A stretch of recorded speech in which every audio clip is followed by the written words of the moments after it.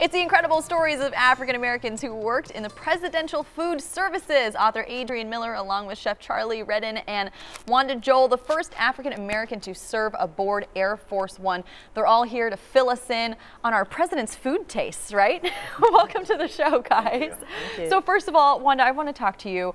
Tell me, who did you get to serve on Air Force One? I flew with the last 4 presidents. I started flying with Bush 41, President Bush 41, Okay. President Clinton, President Bush, and President Obama. So right before, that is so cool. What was Yeah. that like for you? It was awesome. It was a dream come true. I wanted to be a flight attendant since I was a little girl. So just to end up on Air Force One was such an accomplishment. Yeah. Yes. So active duty military, had to apply for it. Of course, the background check and all that. Oh, I'm sure you had like the highest clearance available, right? Yeah, exactly. Yes, I did. So yeah, that's I incredible. had to have a squeaky clean slate. Huh? Oh, absolutely, as you should. Right. Now, and then you're a chef. So tell me about some of the recipes that you developed. Some of the ones I developed was one of the ones we had today, which is salmon grilled, and I made a mango salsa with that. Ooh, I Over like in this. Kansas City. Yeah. And, you know, it's just bringing a Caribbean flair into it. And the wine I matched with that, believe it or not, is a red Moscato, which is pretty good. Oh, you even do the wine pairing. Oh, you better believe it. Wow, You better so believe it. fancy. Sounds good. I love that. I mean, and what was that experience like for you to be able to work so intimately with, I mean, presidents? I mean, It was wonderful. It was wonderful because food service was not only anything we did. Yes. We had to actually lay the president's clothes out, his boots if he was going to go horseback riding that day. No kidding. Yes, and just make sure he was ready to go.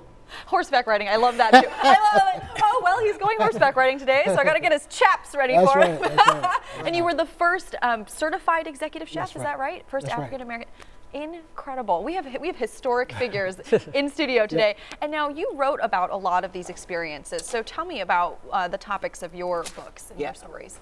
So I wrote a book called The President's Kitchen Cabinet. It's a history of African American presidential chefs. So we had 150 African Americans, at least since the days of President Washington to the current administration, cooking for the president in some way. So I tracked down the types of cooks, how they became White House chefs, the things that they made for our presidents, and just really gave a unique angle on the U.S. presidency. It's so funny, you know, because a lot of people probably don't think about these day-to-day things. When you learn about presidents, you just think about their policies, the work they're doing in the community. You don't think so much about how are they with their family, their pets, what do they like to eat, you know, how do they get dressed? I mean, so tell me are there any recipes that you know that some of our presidents were particularly partial to?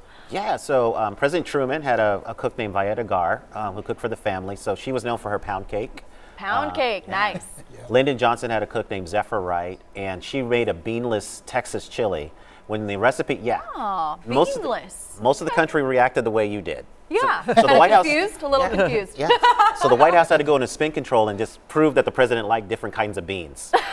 What a bizarre thing. That's so funny. And now there's a special event happening tonight. Tell us about it. What can people expect? What will they see? So we'll be at the Truman Presidential Library tonight doing an event. So reception starts at 6 and then we'll do the event at 7, and I'm going to be interviewing them. I'll be the moderator. So we'll just talk about their experiences, get a sense of them as people, what they like to do on their free time, what they like to cook.